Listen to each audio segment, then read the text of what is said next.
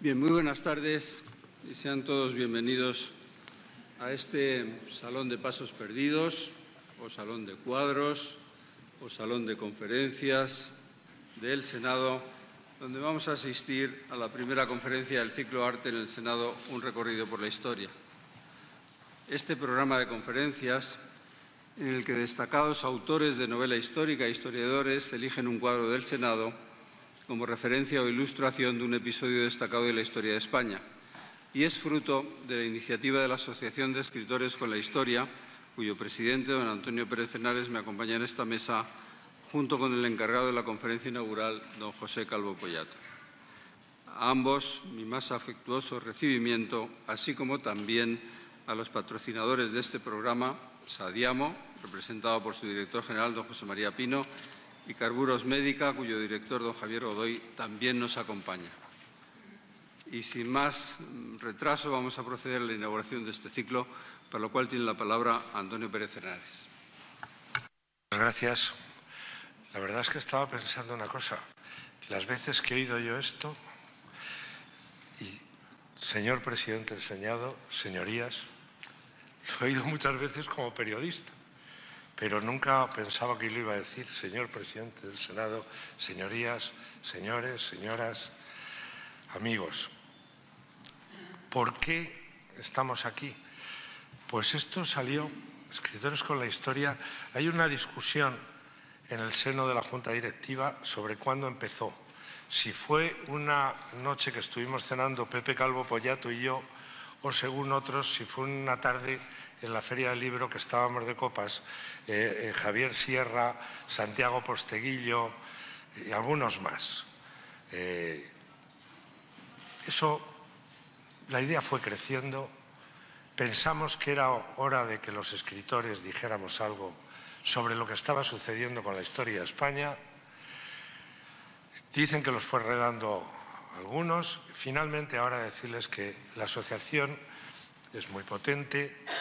Estamos verdaderamente desbordados con lo que está sucediendo, porque lo que está sucediendo es que, para que se hagan una idea, hasta agosto hay 30 actos. El año pasado hubo momentos estelares, las jornadas en la Universidad de Santander, en la UIMP, batieron los récords de matrícula. Lo mismo pasó en la Universidad de Alcalá, lo mismo sucedió el otro día en Pozuelo, etc. Para nosotros lo del Senado era algo verdaderamente trascendental y esencial. ¿Por qué? Pues miren ustedes dónde estamos, e incluso yo creo que se darán cuenta de que uno quiera o no quiera, posiblemente el presidente del Senado y algunos estén acostumbrados, pero nosotros no.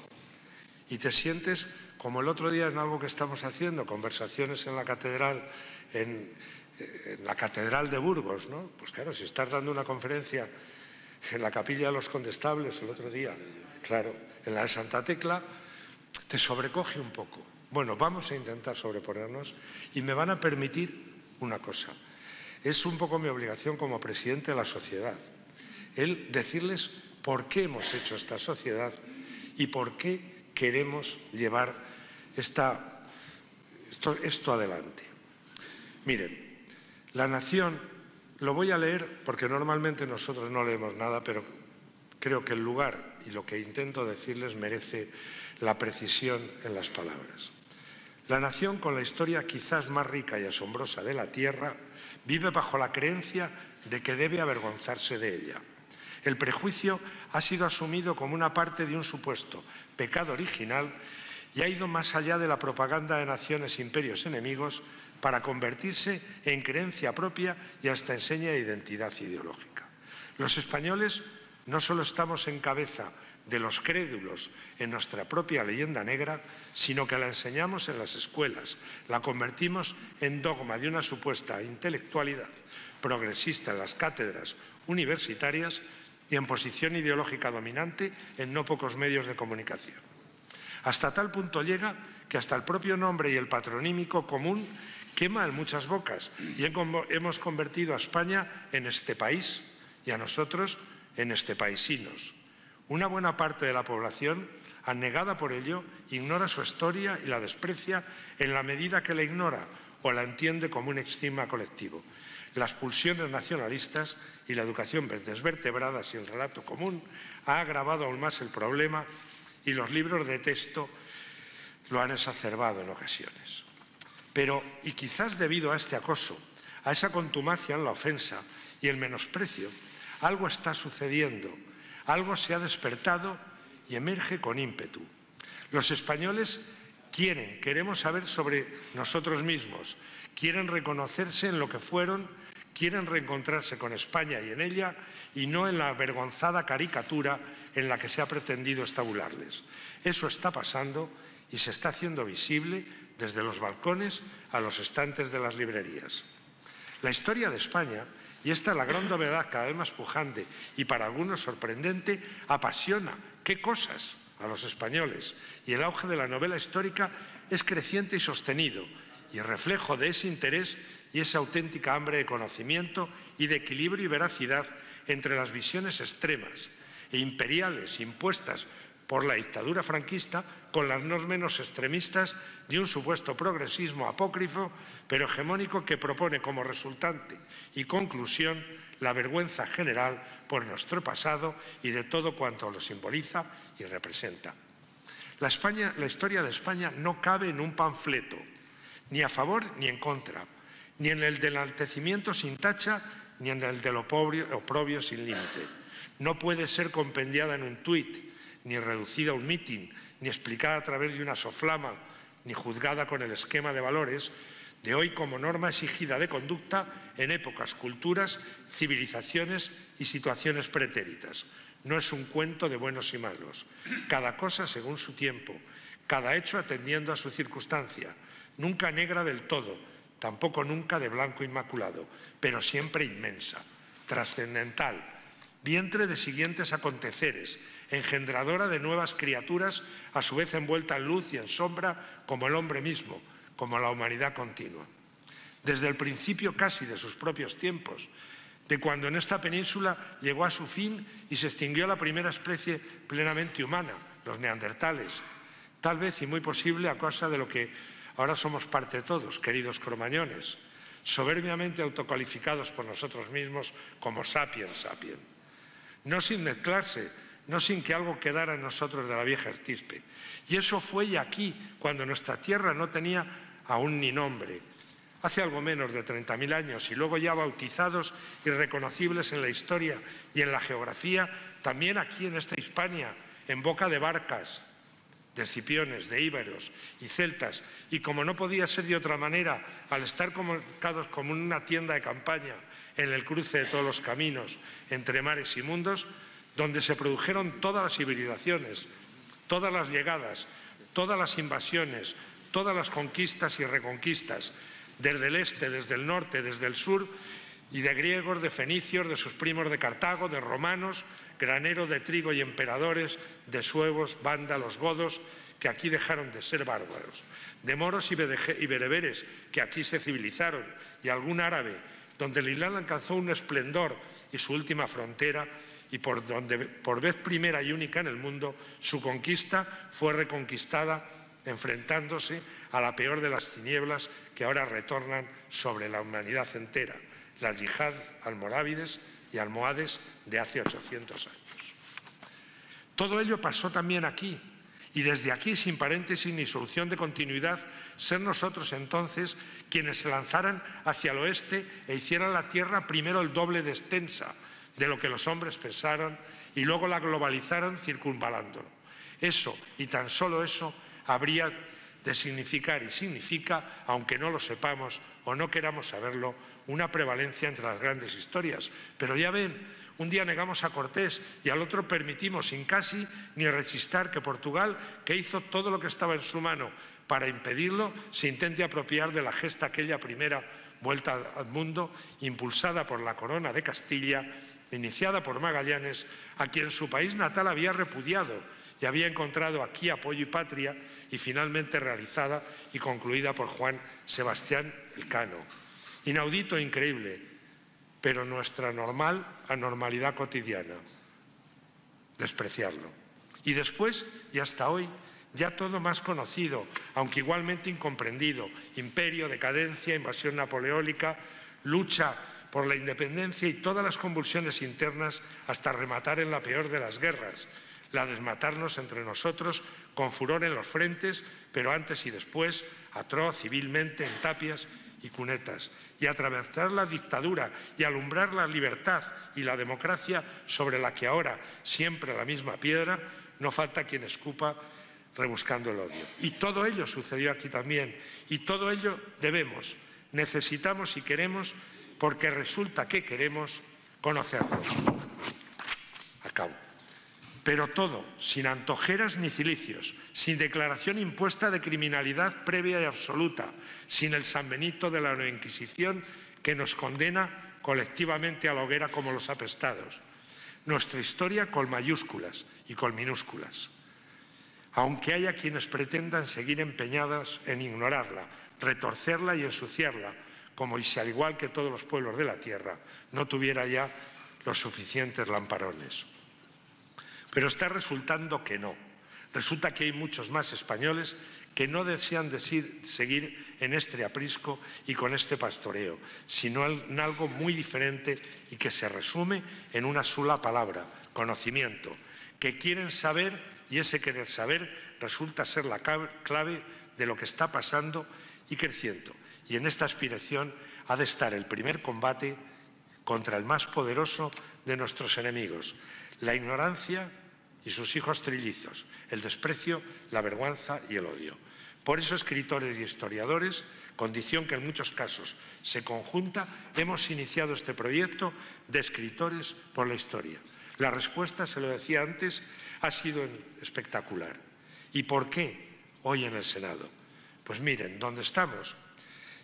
Si esta casa es desde el año 1814, cuando se produjo aquí la primera reunión de las Cortes, pero es que además en sus paredes y en sus cuadros está colgado nuestra historia, y a través de estos lienzos es por donde queremos invitarles a ustedes a que asistan en persona, y a todos a quien a través de los medios de comunicación, de streaming o de televisión puedan hoy seguirlo. Creemos que para Escritores con la Historia hoy marca un punto de inflexión. Estamos en el sitio donde necesitábamos estar, porque es aquí donde creemos que puede llegar de una manera más plástica, en esta especie de conjunción de literatura y pintura, la voz de ese conocimiento, de ese volver a querer reencontrarnos con su historia, que esperamos contribuir a recuperar.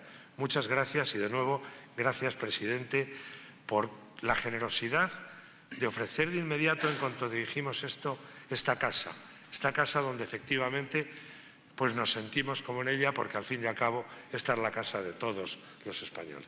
Muchas gracias.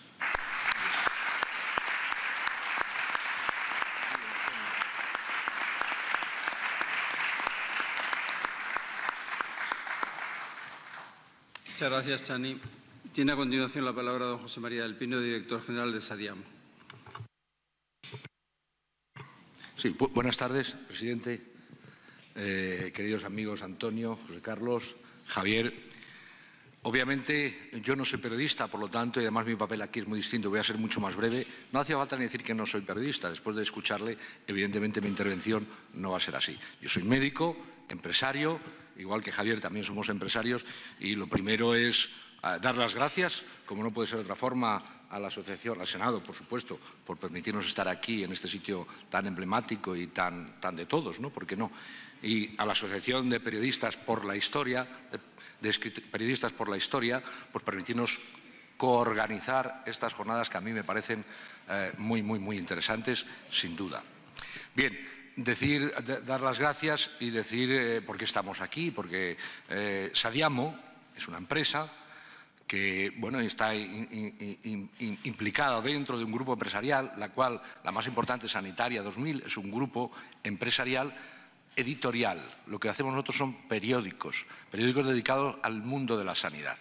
Y en eso, bueno, pues hoy el periódico, el cual yo soy el presidente de este grupo editorial, que es Redacción Médica, es el periódico más leído, sin duda, en el mundo de la sanidad española.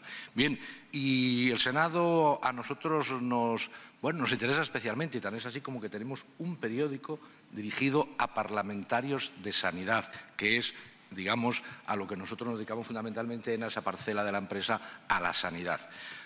Y además de que tenemos un periódico, hacemos un encuentro donde juntamos a prácticamente, pero 100, 120 parlamentarios de sanidad de toda España para debatir temas que les incumben a ellos o que tienen cierto interés en clarificar, o que venga gente de fuera a que se los clarifique.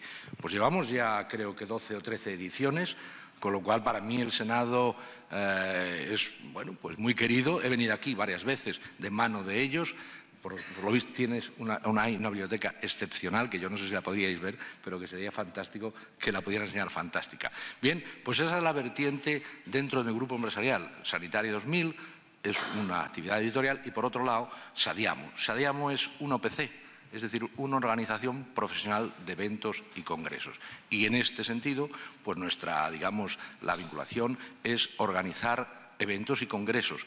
Y dentro de esto tenemos dos apartados. Uno, por un lado, que es una agencia de viajes especializada en congresos y eventos, en el cual hay una parte vacacional y congresos, y luego otra parte que es científica, cultural, formativa. Y en esa parte es donde hoy estamos queriendo representarnos. Bueno, pues cuando a través de Javier Godoy nos llega esta posibilidad de poder participar en la organización de este encuentro, evidentemente lo pensamos 35 milisegundos. Nos encanta poder ayudar a participar y organizar este encuentro. Yo creo que es interesantísimo, es decir, conocer la historia o parte de la historia de España a través de los cuadros que hay en el Senado. Yo creo que es muy bonito y muy ilustrativo. Por lo tanto, nuestra participación ha sido inmediata y para nosotros muy gratificante, y espero que resulte todo bonito, agradable y que sea muy ilustrativo para todos los que están aquí. Por lo tanto, muchas gracias a todos los asistentes por estar aquí. Gracias a la asociación por permitirnos organizar estas jornadas, como no, al Senado y a todos ustedes. Muchas gracias y nada, pues muchas gracias.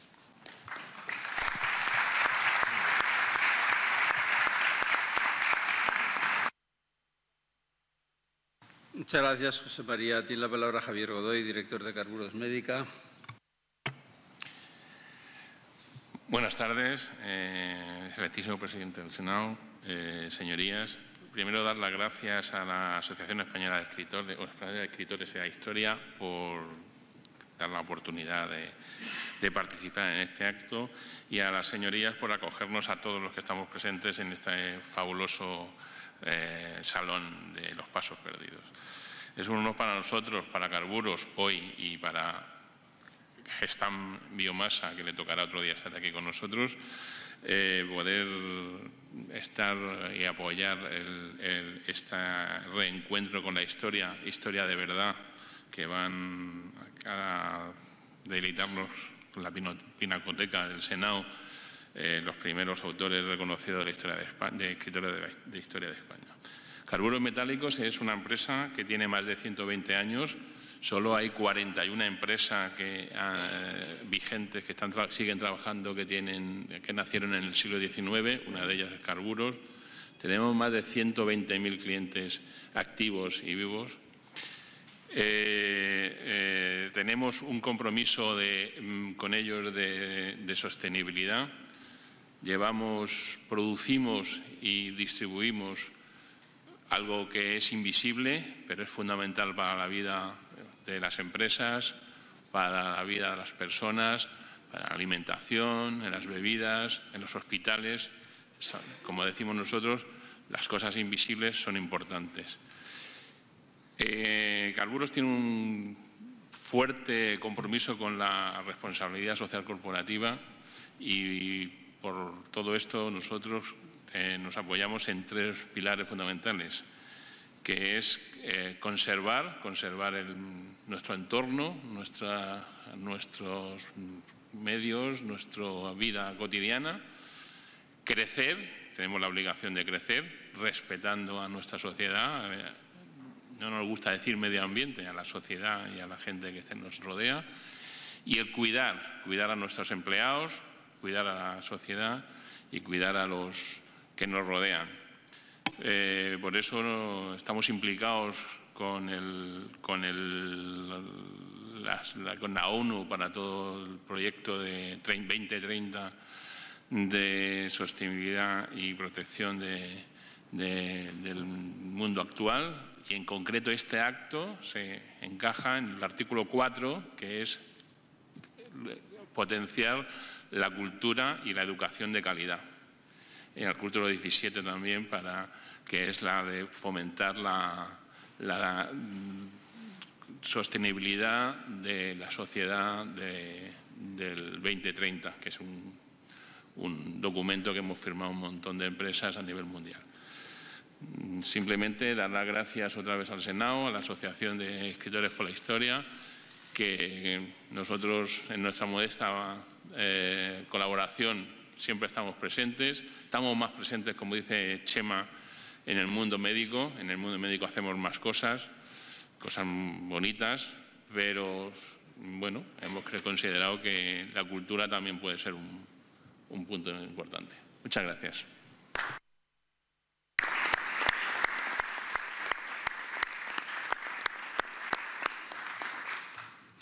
Bien, muchas gracias, Javier. Yo tengo que decirles a todos ustedes que cuando Antonio Pérez Henares, José Luis Corral, José Calvo Pollato, integrantes de la directiva de la Asociación de Escritores con la Historia, nos plantearon este proyecto que hoy empieza su andadura, la reacción inmediata mía fue de plena sintonía.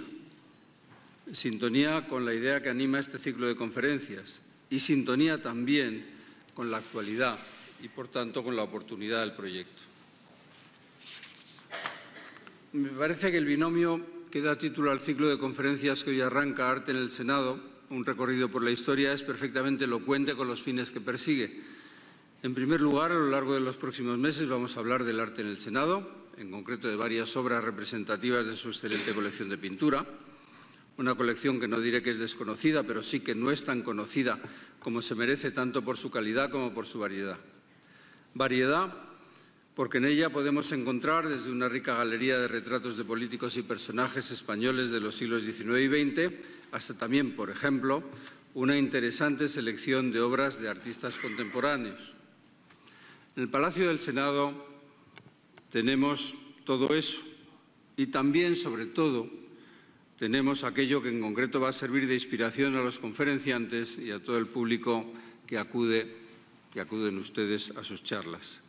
Me refiero obviamente al excelente catálogo de pinturas de tema histórico que hay en esta Cámara.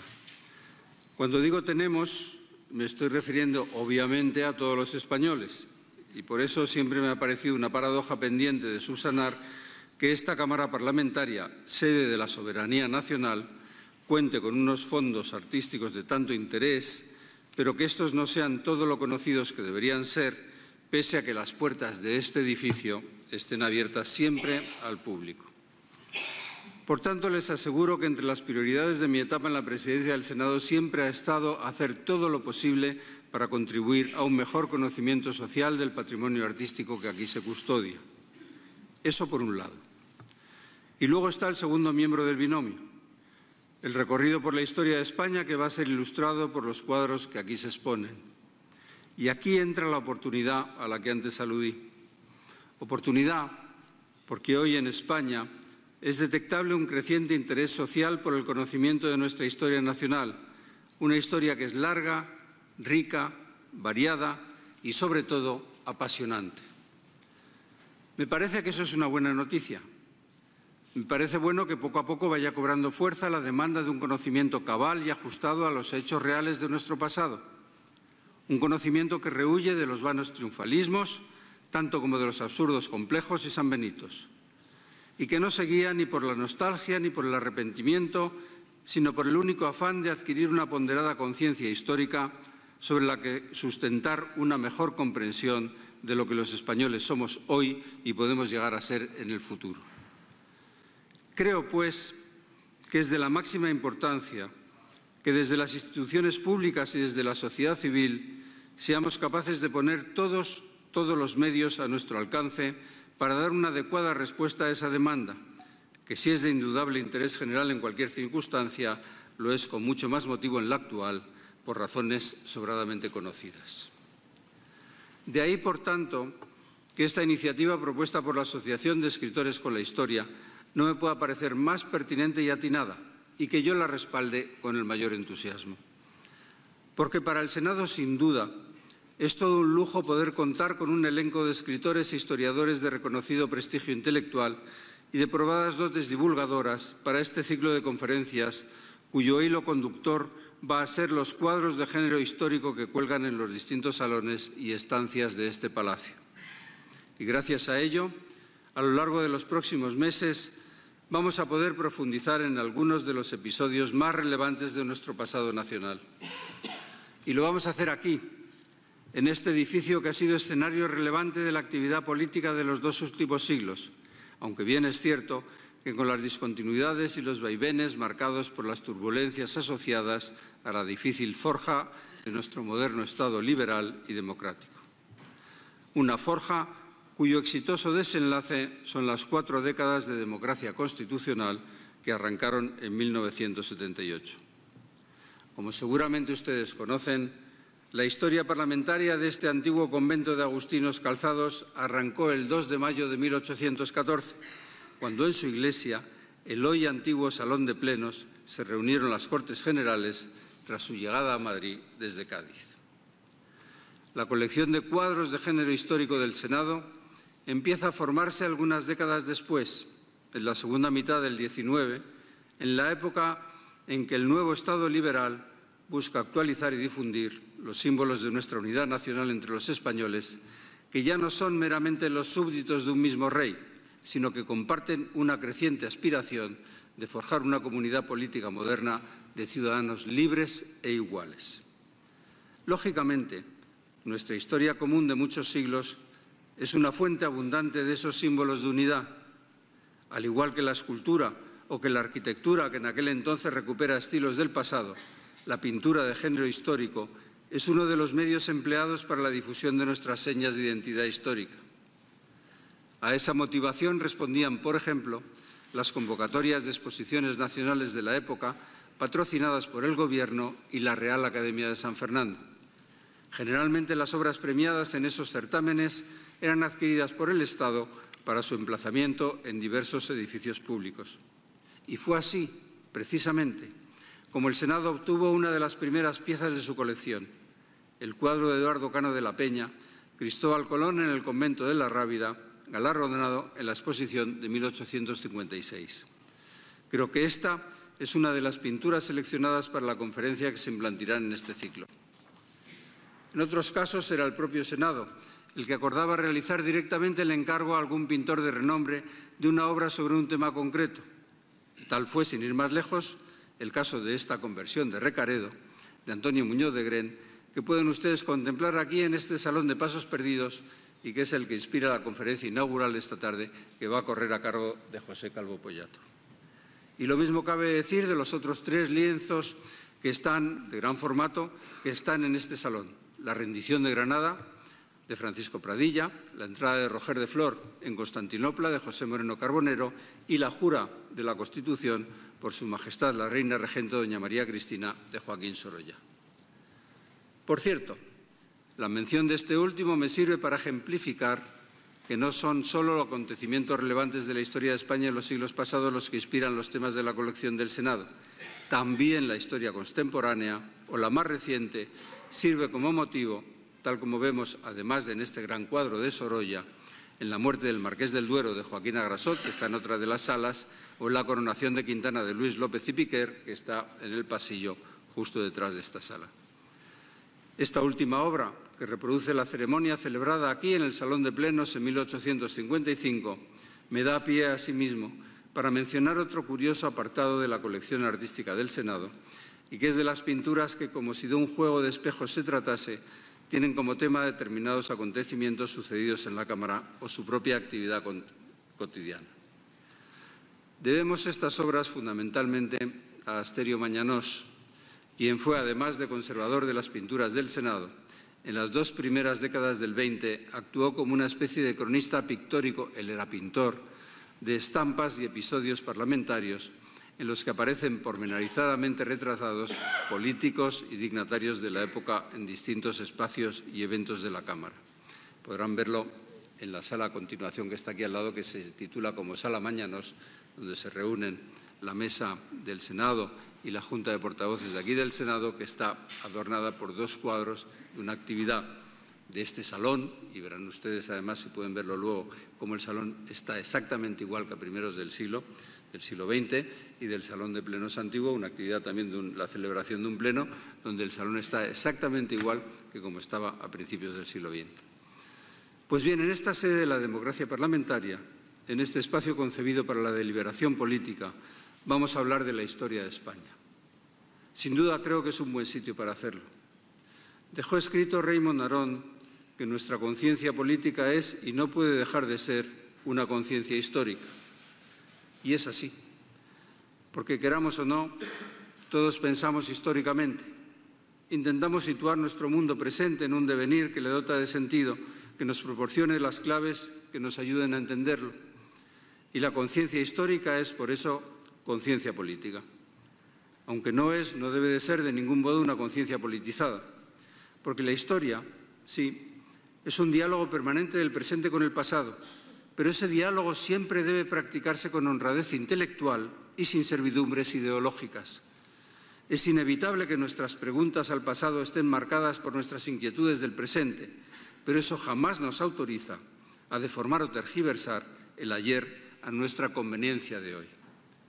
Tony Judt, el gran historiador británico fallecido hace unos pocos años, nos advierte de que cuando saqueamos el pasado en busca de provecho político, seleccionando las partes que pueden servir a nuestros propósitos o recurriendo a la historia para dar lecciones morales oportunistas, lo que conseguimos es mala moral y mala historia. Me parece que esta reflexión es muy acertada y que, por desgracia, no puede estar más de actualidad en nuestra España de hoy. Sin embargo, no hay que desanimarse, porque existe un antídoto siempre eficaz contra cualquier manipulación, por muy extendida que esté, el antídoto del conocimiento y del rigor intelectual. Estamos hablando de algo tan determinante como para la identidad de una comunidad nacional como es la historia. Por eso, su conocimiento riguroso no es algo que pueda quedar confinado en los círculos académicos, sino que es vital que cale en toda la sociedad. Quisiera por ello subrayar el papel esencial que los buenos novelistas históricos, esos con los que vamos a tener el honor de contar aquí, desempeñan en esa imprescindible labor difusora del conocimiento de nuestro pasado. En España ha sido siempre así, desde Galdós hasta nuestros días, en que tenemos la suerte de contar con un excelente elenco de escritores de ficción histórica. Y nadie mejor para demostrarlo que quien hoy va a abrir este ciclo de conferencias, José Calvo Pollato. Además de haber dedicado una etapa de su vida a la actividad política, durante la que ejerció como diputado en el Parlamento de Andalucía y, sobre todo, fue alcalde de su ciudad natal, Cabra, durante una década, José Calvo Pollato es hoy sobradamente conocido por su exitosa carrera literaria. Una carrera que desde 1995 ha estado muy volcada en el género de la novela histórica, aunque sin por ello descuidar sus facetas historiográfica, ensayística y biográfica. Porque José Calvo Pollato no es solo un narrador ágil y ameno de esos que enganchan, doy fe de ello. Es un escritor que fundamenta esa amenidad en el rigor de sus conocimientos académicos como doctor en Historia Moderna y catedrático de Historia. Eso garantiza siempre que todas sus novelas, por decirlo al modo clásico, además de deleitar, instruyan. Como es sabido, El último tesoro visigodo es su éxito editorial más reciente. Así que supongo que esa razón de actualidad es la que explica su elección del cuadro de la conversión de Recadero de Muñoz de Gren para su conferencia de hoy. Por cierto, que no es este el único cuadro del Senado con este tema, porque contamos también con la obra titulada Tercer Concilio de Toledo de José Martí y Monzó. Es evidente que este episodio de nuestra historia interesaba mucho a nuestros senadores del 19 y estoy seguro de que José Calvo Pollato sabrá explicarnos también por qué.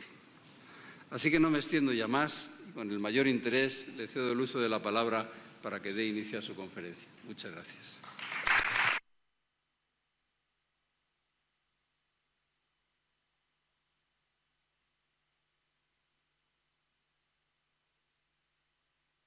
Van a permitirme que mis primeras palabras sean de saludo al excelentísimo señor presidente del Senado, al presidente de nuestra asociación, a José María del Pino y a Javier Godoy, y agradecerle a todos ustedes que nos hayan acompañado en esta tarde inaugural de este ciclo de conferencias. Y decirles también que para mí es un honor hablar en una casa como esta, en un palacio como este, donde tantos y tantos oradores a lo largo de 2 siglos aproximadamente desgranaron verdaderas piezas oratorias, algunas de las cuales nos han cautivado. A mí personalmente algunas me han cautivado.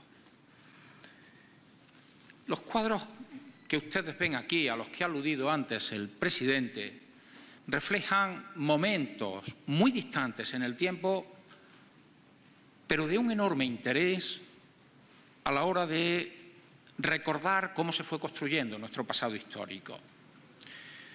Desde una perspectiva cronológica, el más antiguo es este cuadro de Muñoz de Grain, la conversión de Recaredo, al que yo voy a dedicar la conferencia de esta tarde. Pero nos acompaña también el cuadro de Roger de Flor entrando en Constantinopla, que significa la expansión por el Mediterráneo de uno de los más importantes reinos peninsulares, la Corona de Aragón, esa que hoy algunos de manera falsaria pretenden denominar como corona catalano-aragonesa. Siguiendo cronológicamente, nos encontramos con el cuadro de Pradilla, la rendición de Granada, que supone otro de los grandes momentos de nuestro pasado, el final de la Reconquista, la entrega de las llaves de la ciudad por parte de Boabdil a los reyes católicos. Por cierto, Pradilla se tomó muchas más libertades de las que, como veremos después, se tomó Muñoz de Grain a la hora de pintar su cuadro.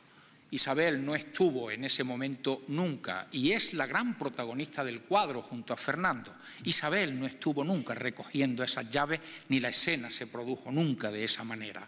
Y por último, en un cuadro mucho más contemporáneo desde el punto de vista del tiempo, es la jura por parte de la regente María Cristina de la Constitución en un momento muy complicado de nuestra historia, el momento en que ha fallecido. Yo no me atrevería a decir que inesperadamente, pero demasiado joven, el rey Alfonso XII, y María Cristina tiene que asumir el papel de reina regente cuando no ha sido madre todavía de un hijo varón que, como marcaba nuestra Constitución entonces, y sigue marcando la del presente, en la línea sucesoria se prefiere la línea masculina a la femenina. Alfonso XIII fue hijo póstumo, pero en ese momento la reina simplemente está embarazada y los españoles están esperando qué pueda ocurrir, qué pueda suceder con ese embarazo. Por lo tanto, 4 momentos muy importantes de nuestra historia, el más antiguo de los cuales es este cuadro que yo tengo a la derecha. Todos ellos responden a ese tiempo al que también se ha referido el presidente, segunda mitad del siglo XIX, en el cual ya se ha consolidado un Estado liberal que ha tenido muchísimas dificultades a la hora de arrancar. Recuerden ustedes lo que ocurre con las Cortes de Cádiz, el retorno de Fernando VII de su dorado exilio en Francia, la supresión de la Constitución de 1812, las luchas entre liberales y absolutistas que jalonaron todo nuestro siglo XIX. Pero ese Estado, como digo, en la segunda mitad del siglo XIX, en la España isabelina y sobre todo en la España de la Restauración, la de Cánovas y la de Sagasta, está ya consolidado. Y la historiografía del XIX quiere jugar también con el propio desarrollo artístico de la pintura del XIX, esa llamada pintura historicista que quiere recoger algunos de los grandes momentos de nuestro pasado. Cuadros de grandes dimensiones, todos estos tienen 3,5 por 5,5 metros cuadrados, es decir, 20 metros cuadrados aproximadamente de cuadro de lienzo en cada uno de ellos. Bien, esos cuadros grandes, no solo por el tamaño, sino por lo que representan, significan esos momentos, esos hitos históricos de nuestro pasado que nos han ido configurando a lo largo de los siglos como país, que nos fueron configurando a lo largo del tiempo como una unidad de la que los españoles han empezado a dejar de ser súbditos para convertirse en ciudadanos. Y fíjense, por lo tanto, que son momentos muy escogidos, pero también momentos muy escogidos los que se encuentran fuera de este salón de pasos perdidos. Colón en la Rábida. Colón en la Rábida significa uno de los momentos cenitales de lo que va a ser luego la gran gesta que los españoles van a desarrollar al otro lado del Atlántico. Juana no está en el Senado, pero Juana la Loca con el cadáver de Felipe el Hermoso recorriendo la meseta castellana en un momento que hay peste en el reino y las dificultades son importantes. La muerte de Viriato. Han sido cuadros que han tenido tal fuerza que nos acompañaron cuando éramos muchachos, niños, en nuestros libros de historia. ¿Quién no ha asociado la España visigoda a ese Recaredo, a esa jura de Recaredo, a esa conversión de Recaredo al credo niceno, al credo trinitario? ¿Quién no ha asociado a Juana la Loca a ese momento dramático en el cual, en medio de un vendaval que hace que los cirios que rodean el ataúd de su esposo, de Felipe de Habsburgo, de Felipe el Hermoso, las llamas estén todas volcadas en una determinada dirección? ¿Quién no ha recogido la imagen de Isabel la Católica? Se dice el testamento de Isabel la Católica, pero es el momento en que en Medina del Campo está muriendo. Es decir, grandes pasajes de nuestro pasado que para las instituciones públicas del XIX significaban, y para la historiografía del XIX también, significaban el ir recogiendo esos momentos que nos configuraban como Estado, que nos configuraban como país, que nos configuraban como gente que teníamos cosas en común y que, por lo tanto, formábamos lo que desde la Constitución del 12 quedaba recogido como nación. La nación en aquel momento ya era la suma de todos los habitantes de un determinado territorio sometidos a unas mismas leyes, con la obligación de respetarlas, que en algunos momentos a algunos también se le olvida. La grandeza de las constituciones es el respeto que tiene que haber sobre las mismas, y esas constituciones son las que recogen el término de nación, y la nación es lo que se quiere reflejar a través de escenas históricas en estos cuadros monumentales que nos acompañan. ¿Por qué? ¿Por qué la conversión de Recaredo se convierte en uno de los referentes importantes? Piensen ustedes lo que ha sido la España visigoda. Yo creo que un periodo con mala suerte histórica, permítanme la expresión. Mala suerte histórica porque se queda emparedado entre dos grandes momentos. La Hispania romana, la gran provincia del imperio, mucho más importante que Britania. Britania era el Finisterre, la última esquina del mundo. Los británicos se han encargado de hacer muchísimas películas, de escribir muchísimas novelas sobre Britania.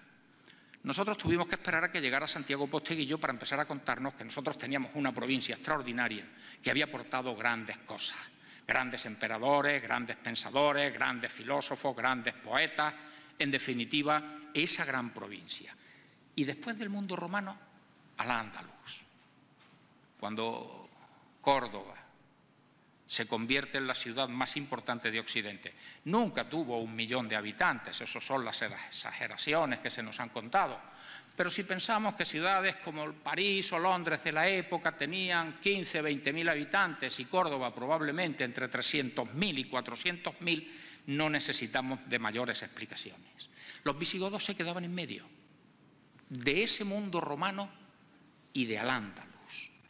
Y además, quienes tenemos más edad, sabemos cómo se nos explicó a veces los reyes godos, y la referencia fundamental era una lista de 33 nombres casi impronunciables.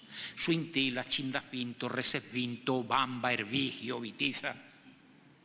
No había posibilidad de que resultase atractiva la España visigoda. Por eso les decía antes que el mundo visigodo tuvo mala suerte desde el punto de vista histórico. Por eso no deja de llamar la atención que Muñoz de Grain escogiese o que el Senado encargase a Muñoz de Grain recoger este momento. Y claro, el momento tiene un valor simbólico extraordinario. Los visigodos, pese a esa mala suerte, fueron quienes por primera vez constituyen con una diferencia de intensidad notable en su dominio sobre el territorio, la primera monarquía peninsular. Habían existido reyes anteriormente. En el Tartessos medio legendario conocemos el nombre de algunos reyes. En la época romana es una provincia, forma parte de un imperio. Los reyes tartesios eran reyes de una parte, de un territorio que no abarcaba la península. Lo mismo que le ocurría a reyes íberos. Pero con los visigodos aparece por primera vez una monarquía que, vuelvo a repetir, con diferente intensidad sobre todos esos territorios, ejerce su dominio. Digo con diferente intensidad porque, por ejemplo, el reino suevo, situado en lo que era la antigua Galaequia, la provincia, no Galicia, Galicia y mucho más, de aquel territorio, se mantienen hasta muy avanzado el siglo VI. En una parte importante del sur y el sudeste peninsular se instalan los bizantinos, ahora después nos referiremos a ello, dominando también otra zona importante del territorio. Y los vascones siempre anduvieron, en fin, creando problemas, manifestando disconformidades, ejerciendo intensidades de independencia. Quiero decir con esto que el dominio de los monarcas visigodos no se ejercía, lo repito por tercera vez, con la misma intensidad sobre todo el territorio peninsular. Pero eran reyes de toda la península, con un dominio más o menos asentado, pero reyes de toda la península. El hecho de haber constituido la primera monarquía peninsular, pienso yo, debió hacer reflexionar a quien fue presidente del Senado para encargarle a Muñoz de Grein este cuadro. ¿Quién era Muñoz de Grein? Un pintor consagrado. Tenía cuadros importantes ya de tema histórico y acababa de ganar la primera medalla de esas exposiciones nacionales a las que se ha referido el presidente, que era un tema dedicado, bueno, pues a otro tema histórico aunque legendario, los amantes de Teruel. El cuadro de los amantes de Teruel de Muñoz de Grein había sido pintado en 1884 y en ese año se le encarga pintar este cuadro. El contrato señala que se le abonarán 15.000 pesetas. Cuando los historiadores solemos hacer una referencia al dinero de una época, no solemos reparar en que a veces el auditorio no sabe lo que podían significar 15.000 pesetas. ¿Era mucho dinero? ¿Era bastante dinero? ¿Era un precio aceptable? ¿Era poco? Bueno, yo les voy a dar una referencia que probablemente les sirva para establecer eso. ¿Saben cuánto costaba por aquella época un décimo de lotería? Costaba 10 pesetas. ¿Saben cuál era el premio gordo de un décimo de lotería? 40.000 pesetas. ¿Saben cuánto ganaba un jornalero trabajando? Entre 4 y 5 pesetas. Bueno, pues ya tienen una referencia de lo que eran 15.000 pesetas, que es el contrato que se hace con Muñoz de Grein para que pinte el cuadro. Les he dicho hace un momento que Pradilla se tomó más libertades que el autor de La conversión de Recaredo. Y algo de eso sabemos porque Muñoz de Grein escribe una carta, el cuadro se termina 4 años después, es decir, se encarga en 1884, pero no se termina hasta 1888, por cierto. Le encantó tanto al presidente del Senado y a los senadores de la época, el presidente era el Marqués de La Habana, que le doblaron el precio. Yo creo que es casi un caso insólito en nuestra historia donde no hemos solido tener muchísimo reconocimiento con los artistas, con nuestros creadores, con nuestra gente que impulsa la creatividad. El hecho de que a Muñoz de Grein le pagaran el doble de lo que habían contratado por el cuadro es un gesto de munificencia que me parece suficientemente significativo y sobre todo extraordinariamente excepcional, pero que indica también el contento, en fin, la satisfacción que aquí se ha vivido a la hora de entregar el cuadro. Pues bien, en una carta de Muñoz de Grein a el presidente del Senado le dice lo siguiente, al Marqués de La Habana. Me van a permitir que lo lea. Recaredo es este personaje que tiene esa túnica rosácea y la reina Bada, que es la mujer que lo acompaña, la reina, aparecen sobre las gradas del trono. Fíjense que hay como un pequeño basamento, como una pequeña tarima, para darle mayor realce a los reyes. El rey extiende la diestra sobre el tomo regio, prestando juramento de fe, según, fíjense cómo lo dice Muñoz de Grein, según la ortodoxia del credo niceno. Ahora después lo explicaremos. Que había de valer a su monarquía el dictado de Católica. Algunos nobles le presentan ofrendas de oro, mirra y el agua que purifica y redime. Son los que quedan en la parte de la derecha y están arrodillados con la cabeza inclinada ante el rey. San Leandro, desde su cátedra, nos tendríamos que ir al otro extremo. En algún momento me ha comentado el presidente que probablemente tengamos la representación del primer móvil que se conoce en la historia. Vean a San Leandro, qué es lo que tiene pegado a la oreja, ¿no? Desde su cátedra, en actitud recogida, contempla al rey con mística satisfacción al ver realizados sus ideales. Más atrás, obispos, clérigos y próceres arrianos convertidos. Detrás del trono presencian el acto desde una galería damas y caballeros de la corte y en el fondo, por encima de los tapices que limitan el recinto, se ven los mosaicos polícromos de cristal y oro que adornan las paredes del templo de Santa Eulalia. Muñoz de Grein está describiendo el cuadro, pero fíjense cómo se ha documentado. Y sabemos que se documentó de manera concienzuda.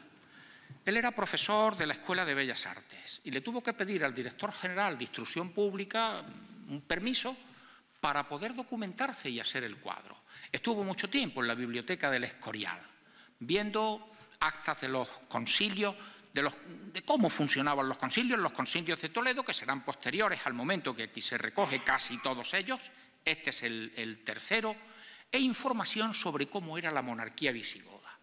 Y les voy a dar algunos detalles. La monarquía visigoda no era una monarquía hereditaria. Nosotros no tenemos una dinastía visigoda.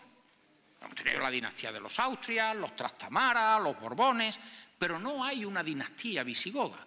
La monarquía visigoda era una monarquía electiva, lo que significaba que en el momento que moría el monarca, las altas dignidades del reino se reunían para elegir quién había de ser su sucesor. Entenderán que en una circunstancia como esta eran frecuentes la aparición de banderías, la aparición de grupos que apoyaban a un candidato o que apoyaban a otro. ¿Qué voy a contarles? Por lo tanto, enfrentamientos continuos entre esos grupos que hicieron un daño enorme a la monarquía visigoda y que no se explican por qué una tercera parte de los monarcas godos murieron asesinados. Piensen por un momento lo que podía ocurrir en alguna circunstancia. Un candidato que se veía con ciertas posibilidades no tenía nada más que un obstáculo entre él y el trono, que había un rey ocupándolo. Por lo tanto, era cuestión de eliminar el obstáculo que se interponía entre él y la corona. Hubo algunos casos verdaderamente llamativos. Observen a Recaredo. Tiene el pelo largo y tiene barba. No crean que es un juego estético del pintor. En el mundo visigodo se practicaba una pena que se llamaba la decalvación. Yo hubiese tenido poco futuro en el mundo visigodo con el apellido que llevo. No se podía ser rey sin pelo y no se podía ser rey sin barba. Lo mismo que no se podía ser rey en el caso de que se le hubiese administrado un ritual litúrgico que se llamaba la penitencia. Era como una especie de extrema unción que se administraba a alguien que estaba a punto de morir. Era ya a partir de aquel momento, permítanme la expresión un poco grosera, una especie de zombi, es decir, un muerto viviente. Ocurrió con un rey visigodo. El único obstáculo que Hervigio tenía para llegar al trono era que estaba ocupado por Bamba. Le suministró un narcótico, Bamba aparece como prácticamente muerto, moribundo, mientras que está moribundo, narcotizado, lo pelan y le administran la penitencia. Bamba vivió todavía 7 años más, retirado en un monasterio. Ya no pudo seguir siendo rey. Por lo tanto, fíjense el detalle del pelo, de la barba que tiene Recaredo, que no es una cuestión baladí, que no es una cuestión puramente estética que el pintor haya querido recoger en ese momento. Viste de manera elegante. Muñoz de Grain se ha documentado, y se ha documentado a fondo.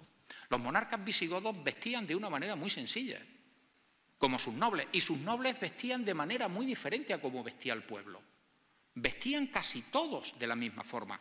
En realidad, cuando se producía la elección de un monarca, alzaban al individuo que habían elegido sobre el pavés, sobre un escudo. Esto se ha visto mucho en los tebeos de Asterix y de Obélix, y quedaba en aquel momento consagrado, vamos a decirlo así, como rey. Pero Leovigildo, que es el padre de Recaredo, introdujo numerosos cambios en la vida de la corte toledana. Y esos cambios significaban que el rey dejó de vestir como los demás, empezaba a vestir de manera mucho más suntuosa, se adornaba con prendas de valor muchísimo más elevado y ponía cierta distancia con sus súbditos. Ya no aparece sobre un pavés sentado en una silla, sino que aparece entronizado. ¿Qué ha hecho Muñoz de Grain? Colocar unas vestiduras verdaderamente regias. Fíjense los adornos de la túnica que lleva, el broche con el que prende, la fíbula con el que prende su traje. Fíjense también la vestimenta que lleva la reina Bada. Es decir, él ha recogido de una manera muy gráfica, muy visible, esa calidad, esa suntuosidad que su padre Leovigildo había introducido ya como un elemento en la vida cotidiana de la corte de Toledo.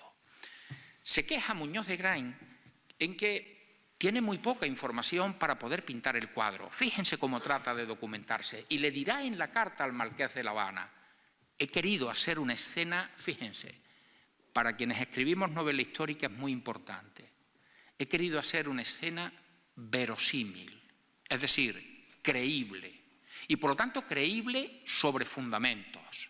Y decía, me he documentado leyendo cánones de los concilios toledanos, me he documentado viendo imágenes de los mosaicos de San Vital, de San Apolinar Inclás, San Apolinar del Puerto y San Apolinar el Nuevo, que son las iglesias de Rávena donde los bizantinos han establecido su dominio en aquel momento, y donde se había documentado también. Vean aquella corona que cuelga de la parte superior del cuadro, como si bajase del techo. Es una corona votiva. Eran las joyas que los reyes visigodos o los grandes personajes de la corte ofrecían a la Iglesia en cumplimiento de un voto o promesa.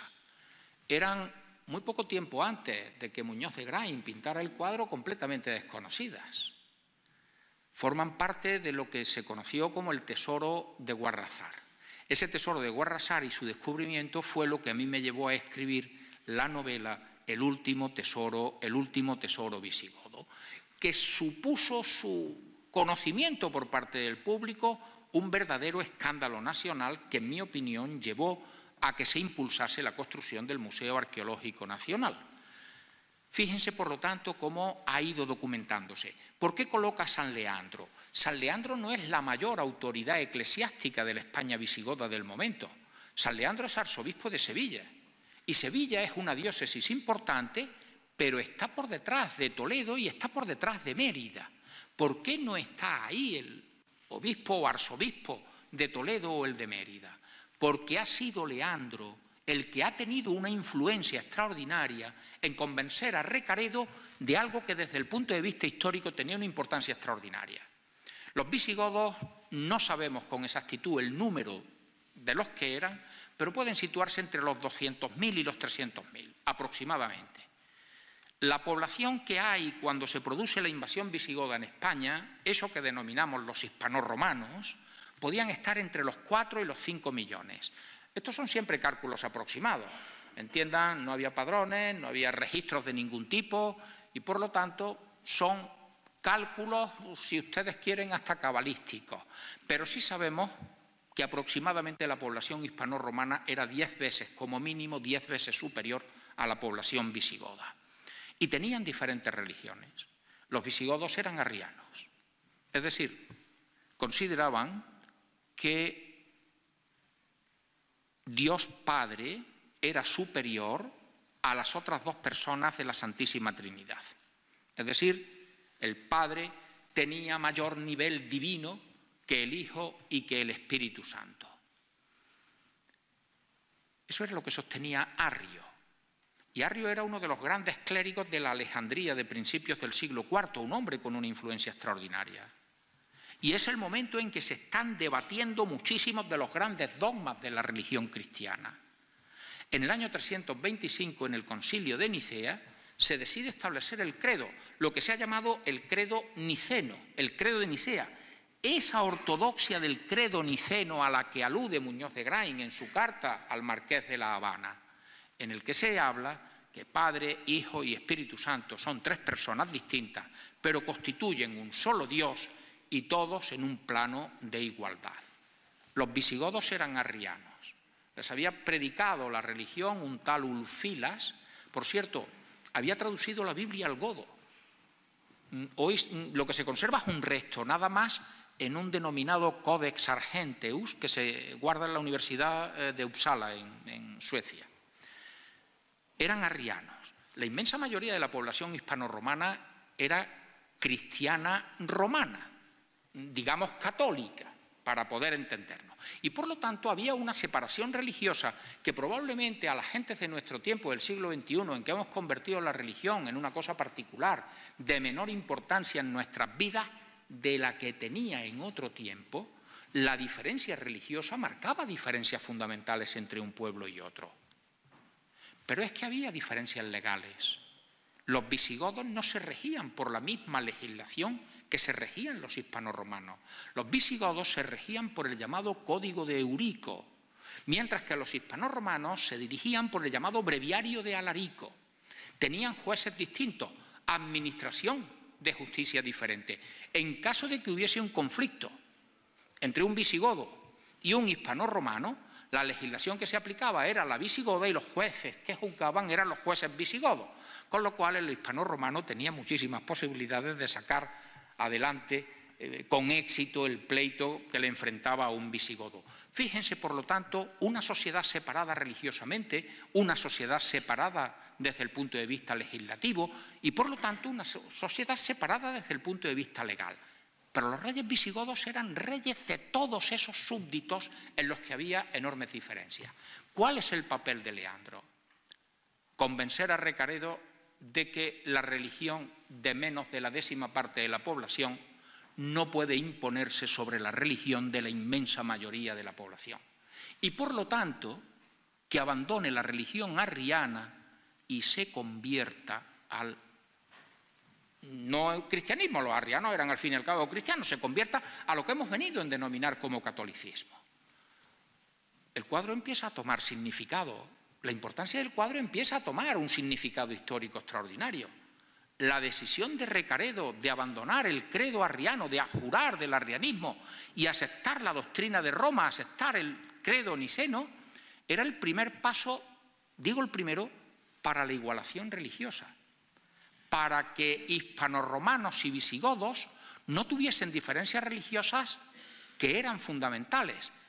Pero les he dicho que era el primer paso. Muy pronto empieza a señalarse que si constituyen un solo pueblo con una única religión, y vuelvo a insistir en la enorme importancia que la religión tenía en aquella época para la gente de entonces, hay que hacer una única legislación.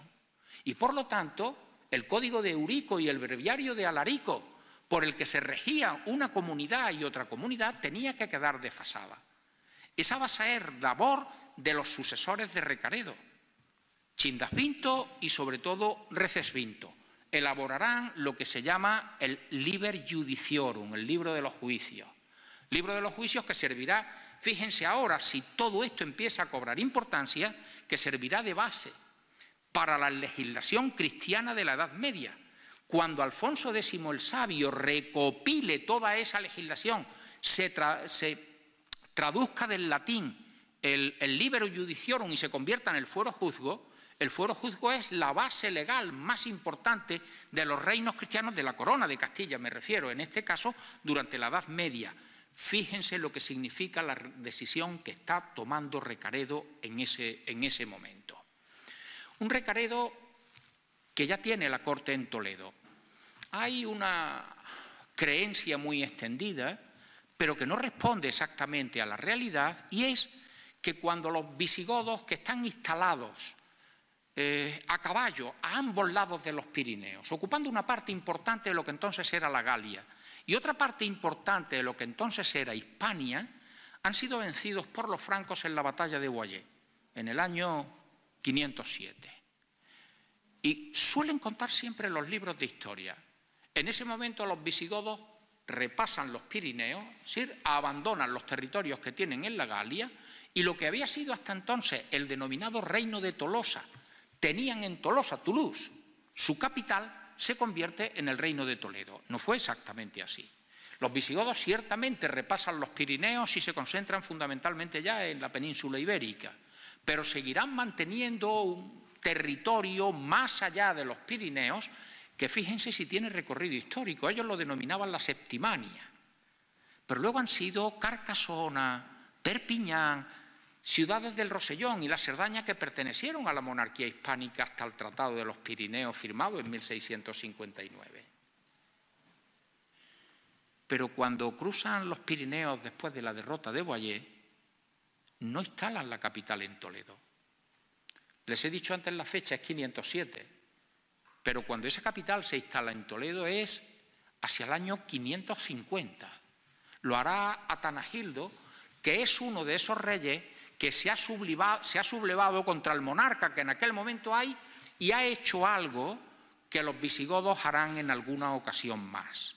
En esas facciones en que se enfrentaban quienes apoyaban a un candidato o apoyaban a otro candidato, en alguna ocasión una de las facciones acudió a algún poder extranjero para que les apoyase. Es lo que hizo Atanagildo. Atanagildo llamará a los bizantinos, que rápidamente respondieron positivamente a la petición de este candidato al trono que se lo está disputando con las armas en la mano al rey que hay en aquel momento. Y los bizantinos acuden, estamos en tiempo del emperador Justiniano, y Justiniano está tratando de reconstruir el viejo imperio romano de Occidente que había quedado destruido, fragmentado como consecuencia de las invasiones de los pueblos germánicos. Se habían apoderado de la mayor parte de lo que hoy es Italia. Les he hablado antes de Rávena, de San Apolinar, de San Vital, etcétera, etcétera. Territorios ya controlados por los bizantinos.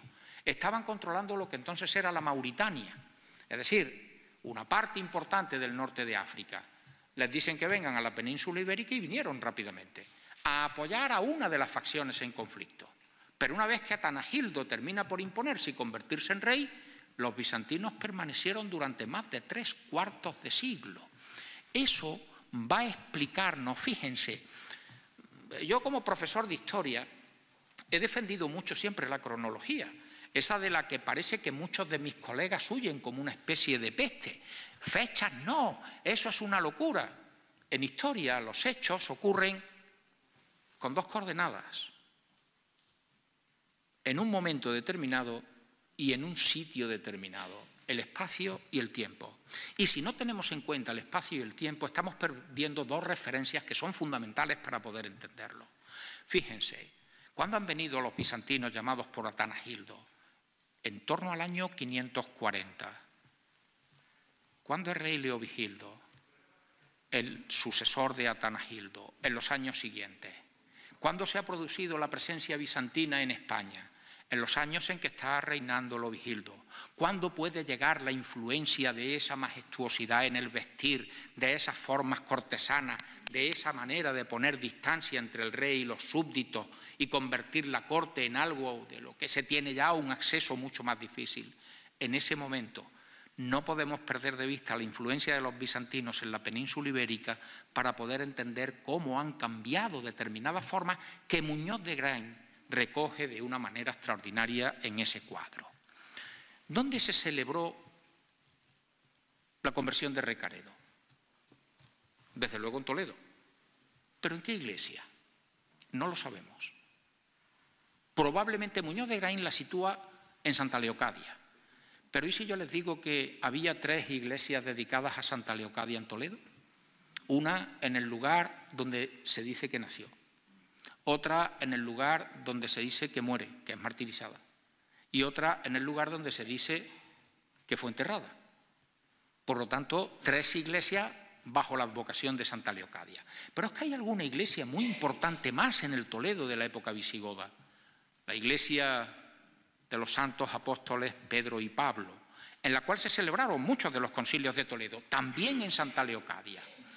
Por las razones que fuesen, Muñoz de Graín considera que es en la iglesia de Santa Leocadia donde se celebra ese acto solemne. ¿Han observado, y de nuevo vuelvo a la cronología, que aparecen 2 fechas en muchos libros para la conversión de Recaredo y que esto ha llamado un poco a confusión? Hay libros que ponen que la conversión de Recaredo es del año 587 y otros señalan como fecha el año 589. ¿Están los historiadores equivocados? ¿Qué ocurre? ¿Por qué se dan 2 fechas? Tiene su explicación. Recaredo sube al trono en el 586 y se convierte al cristianismo romano en el 587. Todo apunta a que San Leandro había venido preparando el terreno. Saben ustedes que en el reinado del padre de Recaredo se había producido un enfrentamiento, además de carácter religioso, muy fuerte. Uno de los hijos de Leovigildo, un hermano de Recaredo, Hermenegildo, se ha sublevado contra el rey precisamente por cuestiones religiosas. Ese enfrentamiento, que ha sido sangriento y que ha terminado con la muerte de Hermenegildo, ha podido llevar a reflexionar a Recaredo de que hay que poner fin a esos conflictos religiosos. Y es Leandro quien le ha convencido de que se le puede poner fin por la vía de aceptar la religión de la inmensa mayoría. Por eso no es la conversión de los cristianos nicenos, de los cristianos romanos al arrianismo, sino del rey al contrario. Lo hace en el 587. Pero ese acto no se produce hasta el 589. Hoy sabemos que en esos 2 años se trató de convencer a una parte importante de las élites visigodas para que abandonaran la religión arriana y se convirtieran en nicenos, se convirtieran en trinitarios. Y cuando Recaredo va a hacer la solemne conversión al cristianismo niceno, ya hay una parte de la nobleza visigoda que ha aceptado también la religión cristiana romana. La conversión del rey en una monarquía electiva frente a la religión de todos los nobles que hubiesen sido contrarios habría significado un suicidio para el monarca. Por eso no se va a hacer público, es decir, no se va a llevar a cabo el acto solemne de la conversión hasta 2 años después, cuando políticamente se han establecido ya las fórmulas para ir atando a todos aquellos nobles que pueden apoyar la decisión del rey públicamente porque ellos han hecho lo mismo. En el 589 comienza el tercer concilio de Toledo. La conversión de Recaredo es como una especie de preámbulo de un momento previo. A continuación se celebra el concilio, pero sabemos que el concilio se celebra en la iglesia de Santa Leocadia. Eso lleva a Muñoz de Graín a pensar que pudo ser allí donde se produjo la conversión, pero la conversión no formó parte del concilio. Se me va acabando el tiempo, pero les quiero plantear 2 cuestiones más. ¿Cómo aceptaron los arrianos la conversión de su rey? ¿Hubo resistencia? ¿Asumieron que con la conversión del rey todo el mundo se convertía al credo romano, al credo niceno?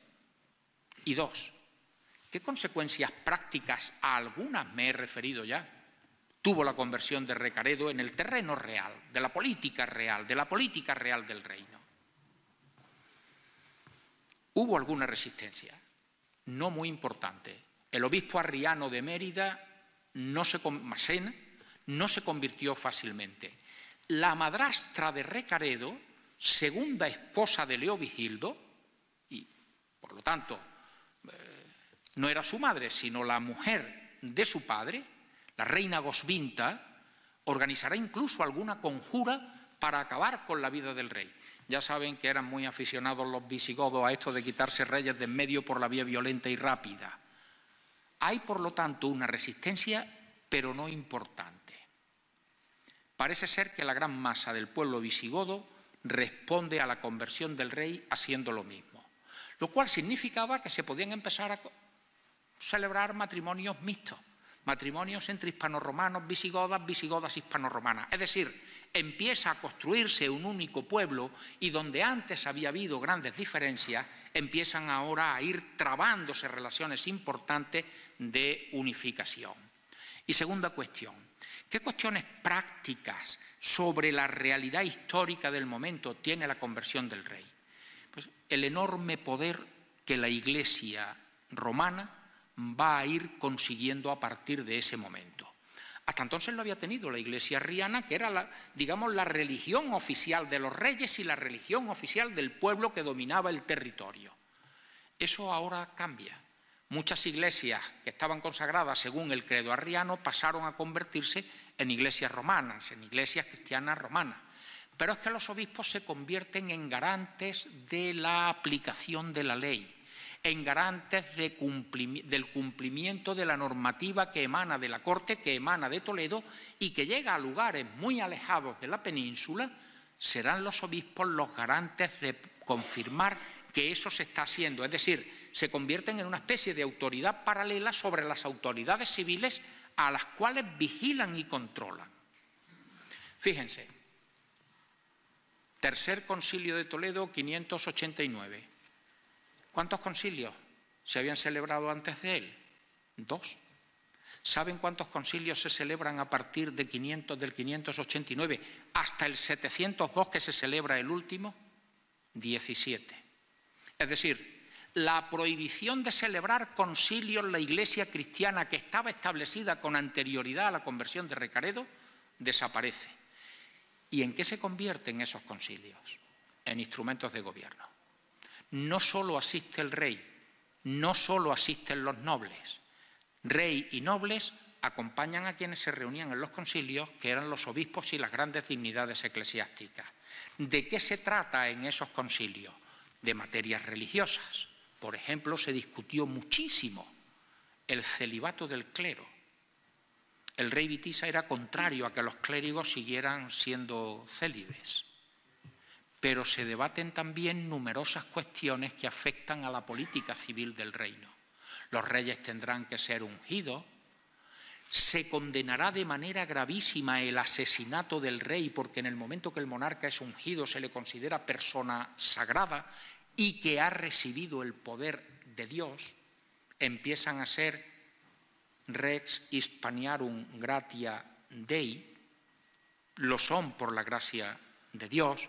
Es decir, las consecuencias prácticas inmediatas de la conversión de Recaredo fueron muchas, en contra de lo que alguna historiografía ha sostenido en el sentido de decir hubo poca importancia. Es cierto que los viejos vicios de la nobleza visigoda siguieron en pie. Es cierto que la monarquía continuó siendo electiva. Es cierto que al ser electiva era fuente de todo tipo de enfrentamientos y banderías. Y es cierto que alguno de los bandos en conflicto terminaba llamando a algún poder exterior para que le ayudase a vencer al otro bando. Es lo que va a ocurrir en el 711, cuando los enemigos del último rey visigodo, Rodrigo, llamen en su ayuda a los bereberes musulmanes del norte de África. Vienen, se supone, que para apoyar a los partidarios de los hijos de Witiza, anterior rey, el rey anterior a Rodrigo. Apoyaron a esos partidarios, pero permanecieron en el territorio, y no de manera transitoria, porque en un primer momento en el mundo visigodo se pensó que la presencia musulmana sería cosa temporal. Quizá eso llevó a los clérigos toledanos a ocultar las magníficas joyas que Muñoz de Grain nos deja reflejadas en el cuadro, esas coronas votivas, pensando que al poco tiempo podrían regresar y volver a recuperarlas. Toledo cayó en manos de los musulmanes y Alfonso VI no entró en la ciudad hasta el año 1085. Nadie tenía ya recuerdo de dónde se habían guardado esos tesoros que no sería descubierto hasta 1858. Termino con mis palabras de agradecimiento a la hospitalidad del Senado en la persona de su presidente, con mi agradecimiento también a Sadiamo y a Carburos Médica. Bueno, y manifestándole a mi presidente lealtad también, como debe ser siempre. Agradecerle a ustedes que nos hayan acompañado en esta tarde y esperar no haberles aburrido más allá de lo estrictamente imprescindible. Muchas gracias.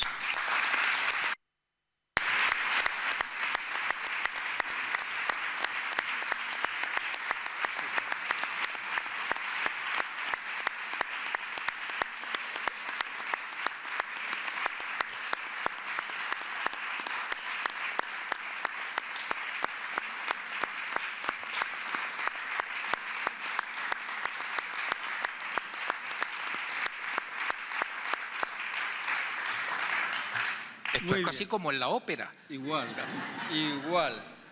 Muy bien, don José, muchísimas gracias. Ha sido muy interesante.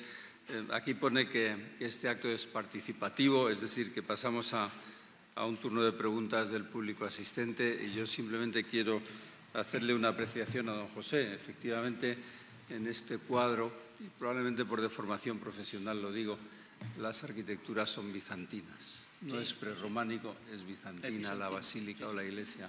Y forma parte del todo. Bien, preguntas. Mientras van pidiéndolo, yo voy a hacer también una apreciación. Cuando se descubrieron las coronas y cuando se pintó el cuadro, todavía no se había descubierto la única ciudad visigoda que hoy podemos ver. Y tengo que hacer patria, Recópolis. Recópolis, ahí está, es la única ciudad visigoda de todo el mundo, porque tampoco los visigodos estuvieron en muchos sitios, y posiblemente de haberla descubierto no sería bizantino el paisaje arquitectónico, porque Recópolis tiene una basílica y tiene un palacio, Recópolis por Recaredo, efectivamente. Y la verdad es que para mí es importantísimo, dada la casualidad de que es que soy de al ladito. Hay una cuestión importante a la pregunta que hacía el presidente antes. La influencia bizantina en el mundo visigodo, en los años concretos, en el año que quiere recoger o el momento que quiere recoger el pintor, que quiere recoger Muñoz de Grain, la influencia bizantina es muy grande. Claro, la cultura bizantina y la civilización que ellos tenían era muy superior a la que tenían los visigodos. Por lo tanto, culturalmente se imponían sobre ellos. Al estar tan cerca, porque estaban ocupando toda la franja sur y parte de Levante, se dice que desde Alicante, Murcia, Cartagena, Almería, Málaga y luego al sur de Sierra Morena prácticamente es territorio controlado por los visigodos. Por lo tanto, la influencia de sus costumbres, formas de vida, arquitectura, etcétera, tenía una gran importancia, ¿no? Se conocían restos muy rurales, iglesias, me refiero en el siglo XIX, ¿no? Iglesias perdidas, San Pedro de Naves, San Juan de Baños, etcétera, son, en fin, modelos de la arquitectura visigoda de la época, pero eran de lugares rurales, alejados. La arquitectura visigoda de Toledo se había perdido, no se conocía en el siglo XIX. Ya se había descubierto que, por ejemplo, lo encontrado en Guarrazar eran coronas votivas que pendían de las bóvedas de las iglesias porque eran una ofrenda, como les he dicho antes, por el cumplimiento de un voto o una promesa.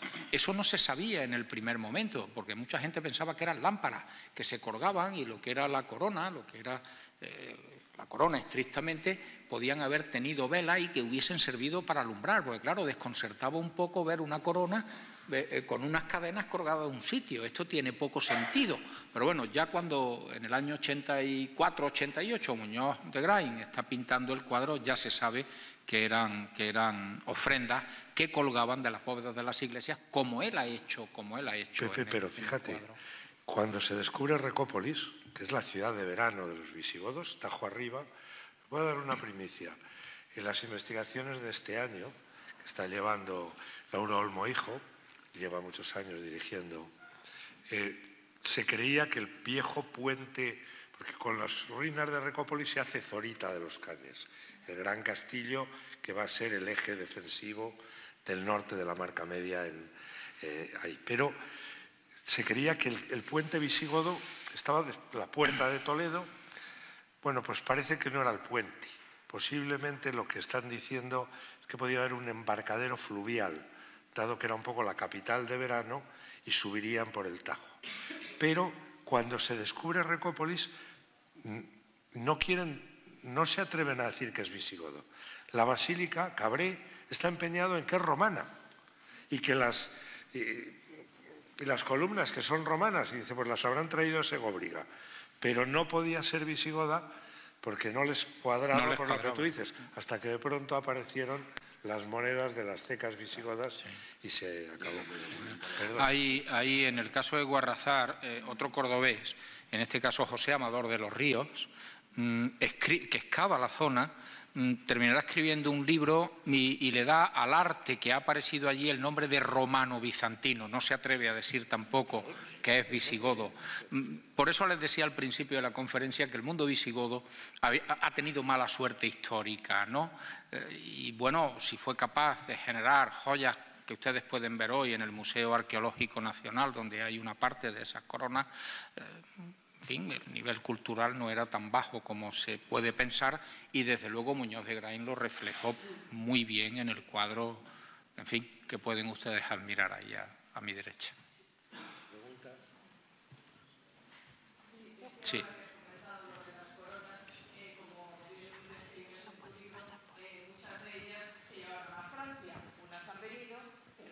Había muchísimas más. ¿Qué pasa de ese resto de coronas? Si se sabe dónde están algunas, si se está haciendo algo, porque otras que sí se sabe dónde están, vuelvan aquí. ¿Qué pasa con esas coronas?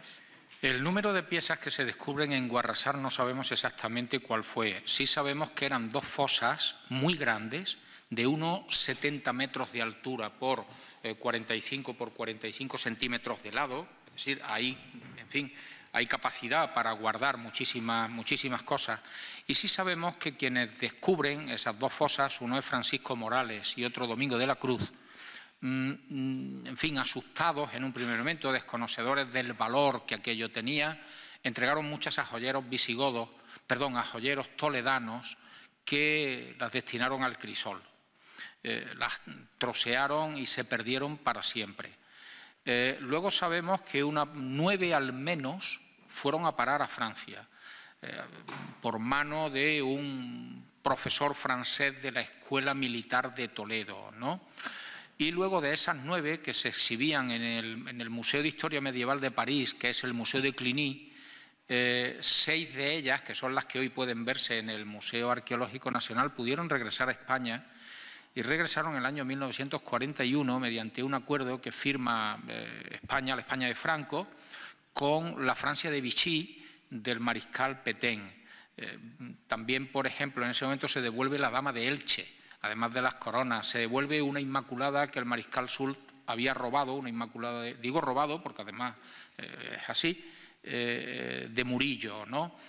Para salvar un poco la cara, España entregó alguna cosilla menor a los franceses de Vichy, ¿no? Por lo tanto, hoy hay 3 de esas piezas en el Museo de Cluny y 6. Y luego hubo en la Armería Real, Domingo de la Cruz le regaló a Isabel II lo poco que ya le quedaba, porque Domingo de la Cruz parece ser que fue más aficionado a entregárselas, a vendérselas a los joyeros toledanos que las destinaron al crisol.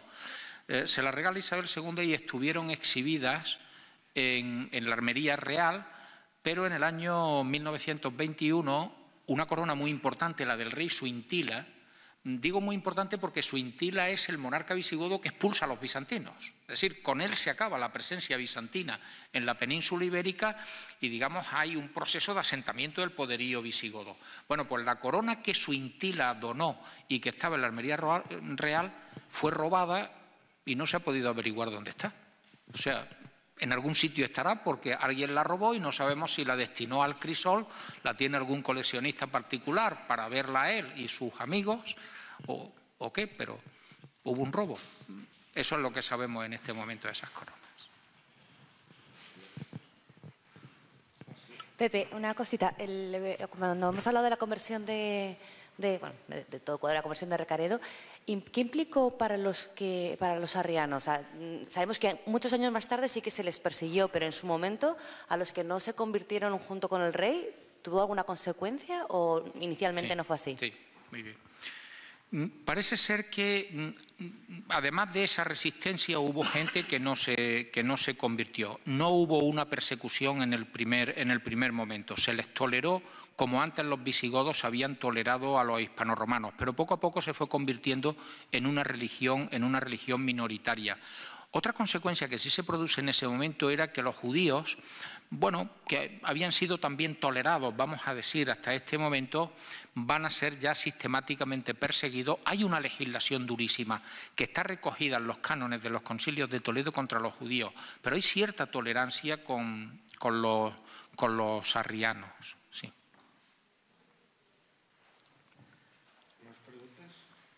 ¿Más preguntas?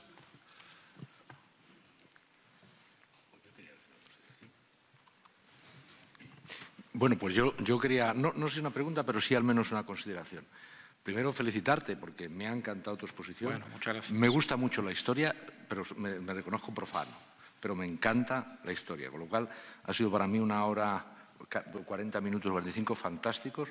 Me he enterado de los visigodos. Tengo que decir que yo tuve muchos problemas para aprender los visigodos y los profetas menores. Me costó una barbaridad.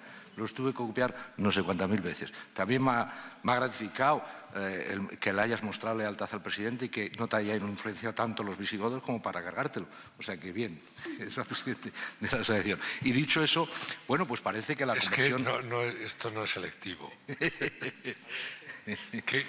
Pepe, que es que no hemos hecho electivo la junta directiva, ¿verdad? Funciona más bien tipo Sanedrín.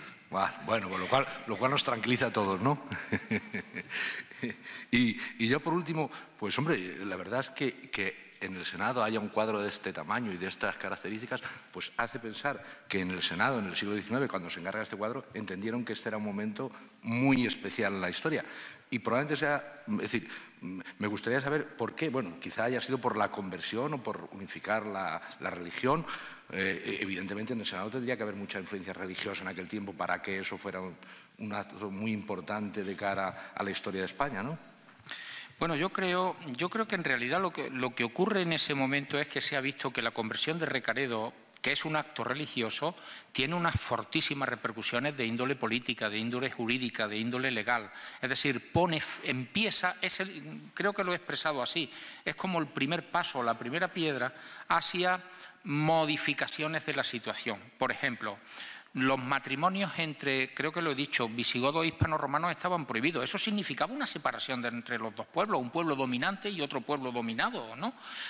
A eso se le pone fin en este momento. Ya me he referido a que cambia la legislación. Por lo tanto, se escoge el momento en que ante el cambio religioso se van a producir importantísimos cambios en otros órdenes de la vida. Yo creo que eso es lo que se quiere recoger, en el cuadro. Pero claro, en el momento en que el cuadro se pinta, la Constitución que hay en vigor, que es la del 75, la de 1875, que es una Constitución de consenso por lo menos entre los partidos del turno, sigue recogiendo que el Estado es confesional. El Estado es confesional aunque permite el culto de otras religiones, ¿no? Pero el Estado sigue siendo confesional. Y sigue siendo confesional porque la España del siglo XIX tiene una cuestión a la que le costaba muchísimo trabajo resolver. La desamortización de Mendizábal había privado a la Iglesia de una cantidad muy importante de bienes y Roma no se conformaba fácilmente. Por tanto, se llegó a un acuerdo en el concordato, creo que es de 1853, en el concordato del 53, por el cual el Estado se compromete a sostener el culto y los eclesiásticos de la religión cristiana. Ustedes lo han vivido lo mismo que yo cuando éramos jóvenes, que los sacerdotes tenían una paga del Estado.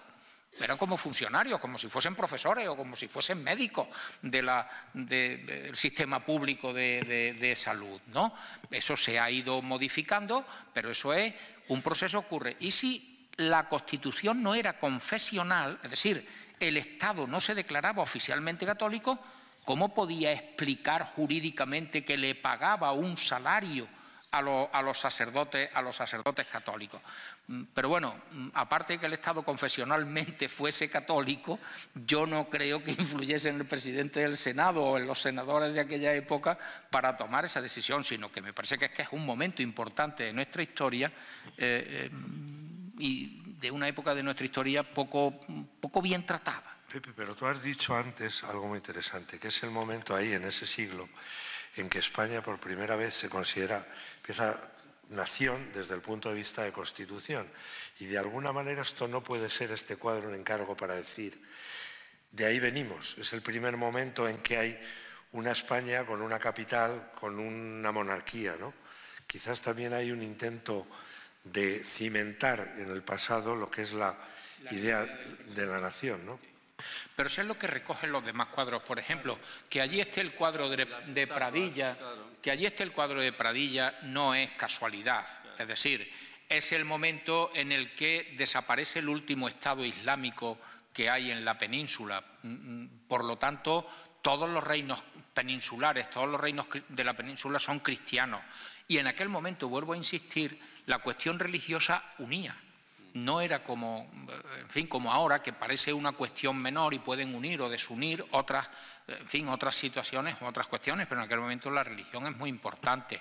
El hecho de que la reina regente María Cristina, vestida de negro, se acaba de quedar viuda, allí está Cánovas sosteniendo el texto de la Constitución, esté jurando la Constitución, es otro momento en el cual se les dice: la monarquía y el sistema tiene continuidad. Ha muerto el rey, pero la regente asume la Constitución, que es lo fundamental, que es lo principal, ¿no? Bueno, y el cuadro de Roger de Flor, de Roger de Flor, estando en Constantinopla, pues habla de la grandeza en un momento determinado de la expansión aragonesa por el Mediterráneo, ¿no? Yo creo que ese cuadro tiene menos contenido con respecto al pasado, desde el punto de vista de establecer estos criterios de consolidación del Estado, que los otros tres. Pero bueno, no deja de ser también un momento brillante de nuestro pasado. Hay un momento, vamos a ver, y perdonadme a mí que intervenga, a finales del 19 se hace la gran reforma del Senado. El Senado era un convento de agustinos, tenía una iglesia que era parroquia, tenía entrada desde la calle para que la gente acudiera a los actos religiosos sin molestar la vida conventual, tenía 2 claustros, y a finales del 19, cuando ya se va ocupando todo el edificio como edificio parlamentario, está la gran reforma.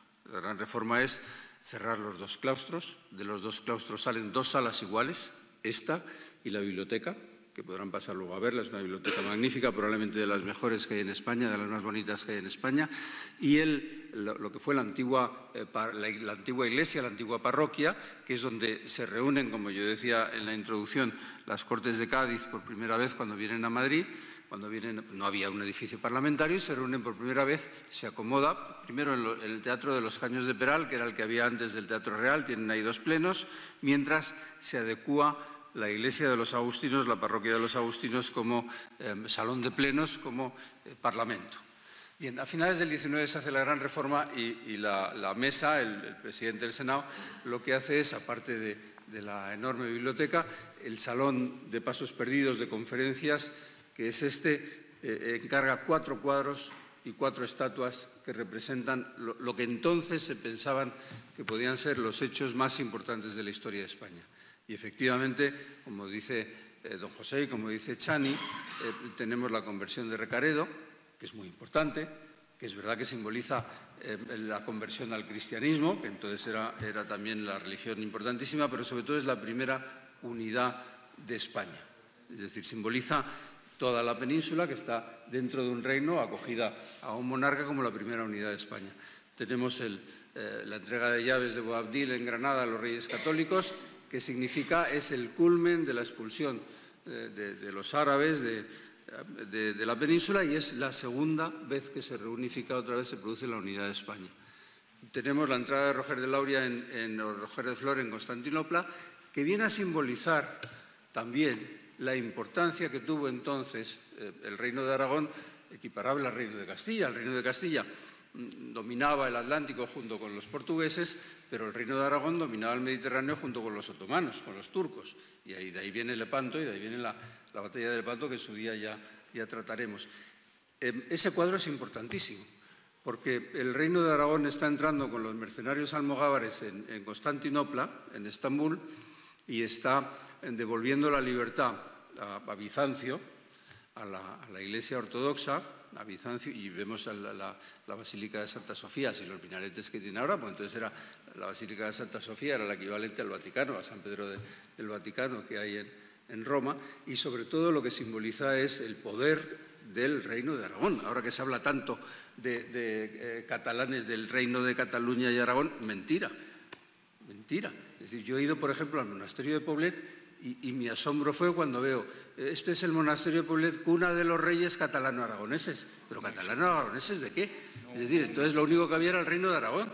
Claro, y ese cuadro lo que simboliza era el poder del Reino de Aragón, que era el que dominaba el Mediterráneo, y es el que va a rescatar a Constantinopla del asedio otomano.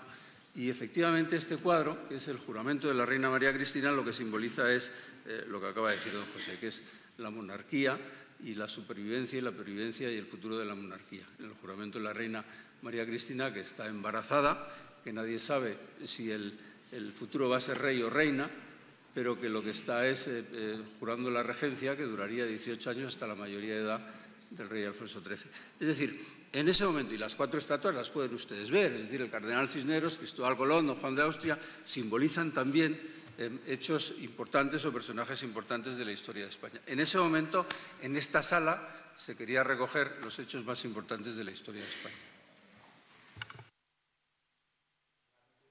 Para estas conferencias.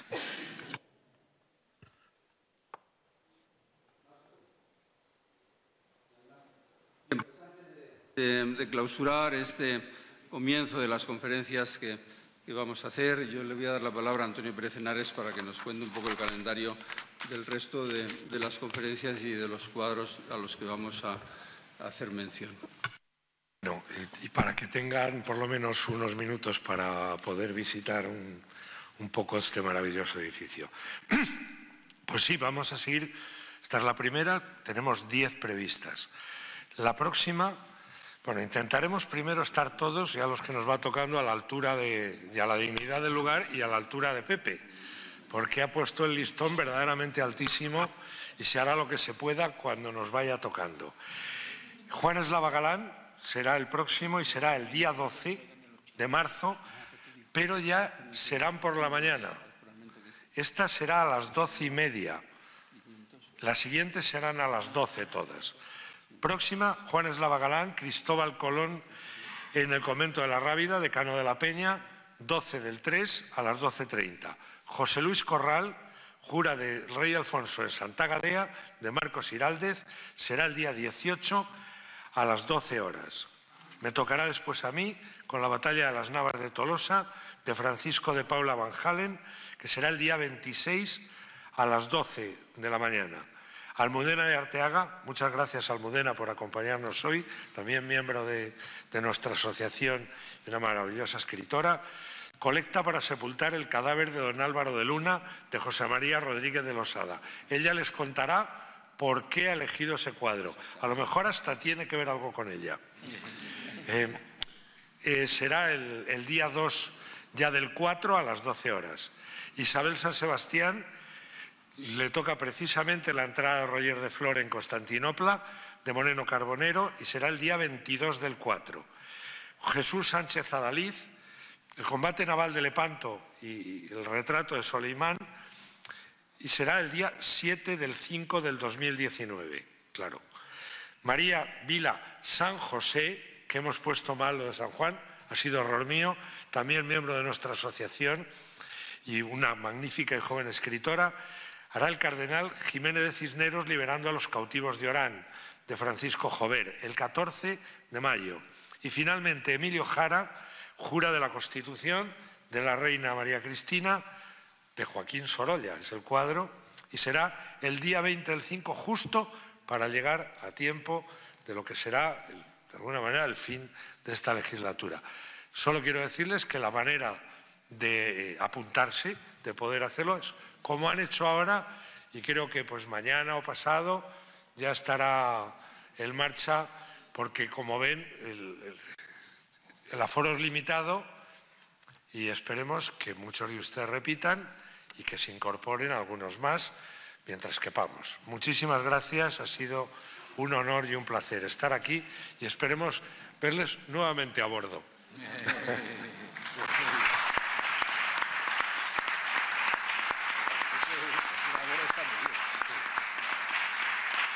Muy bien.